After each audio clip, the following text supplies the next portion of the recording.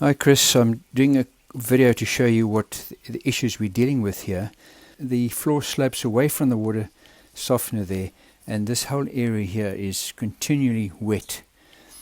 So to find out what was going on, I removed the cover, and what I discovered is that if you look over here, there's a continual flow of water. So something is overfull here, and the water is running from this area here, and it's running down the cover and obviously going around the back there, and that's where the water around the floor is coming from. So I'm pretty sure that shouldn't be that way. Now, just to give you a heads up of how it's all set up at the moment, there is the incoming flow from the municipality, and that stopcock is open, and here we have the bypass. So I have at this stage bypassed the softener, so there's no inflow there, nothing going that way, but this is the bypass pipe, so this runs all the way around here, and that's just our temporary raincoat until we get a roof over this thing. So here the water comes down this way. It continues there, by the way, for the irrigation system. So that's not what we're talking about. So the flow from the municipal flow is coming to this T, and this is open. So at the moment there is a connection all the way down here to the house, and that's the non-return valve into the house's own supply. Now what I'm interested in is, even though the softener is bypassed, we still have a flow of water out the back there. When I looked at that this morning, by the way, the water was coming out of this overflow here, because the level of water in the salt tank here was even higher than it is now. Now, the curious thing for me then is that with this unit bypassed, this is the municipal supply,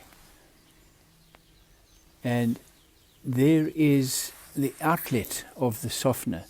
So the municipal supply is able to create a backflow into the softener.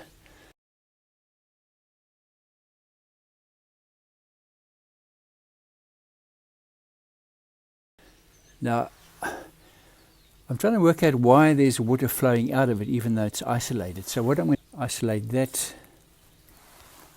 and so now there cannot be any water coming this way. The inflow is isolated, so it'll be interesting to see what happens to this water here, whether it slows down. And I can already see it has slowed down. Notice this paragraph in the installation manual, and it raises a concern in my mind that perhaps we have an installation issue here, and that is the backflow that is creating that overflow and the loss of water. I just hope this doesn't mean that the unit has been damaged by this backflow.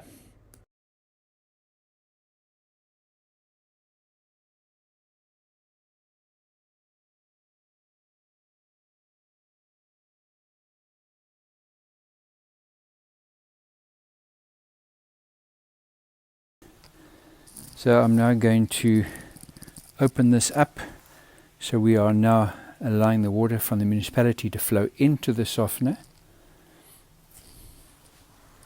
And this valve here is also open. So I imagine that I should close that. So now we don't have any municipal water coming down this way, and the only supply to the house will be coming from the softener down there to the house. So now let's try the taps and see how much flow we've got here. So the flow through the softener is now reducing, and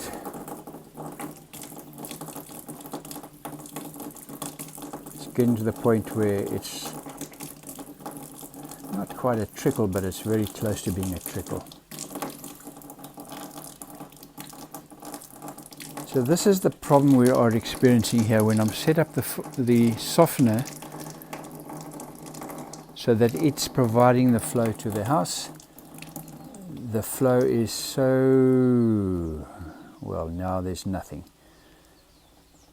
So this is the situation we're facing. There's just a couple of drops of water through the softener. Now I have worked out how to do a manual regen, and I have done that, and it didn't seem to make any difference whatsoever. The water after that manual regen is still very high, and the salt is still enough. There's still salt, but way down there. Now, I would really appreciate help here. I'm not winning. I don't understand this thing, and I need some guidance from your team, please, Chris.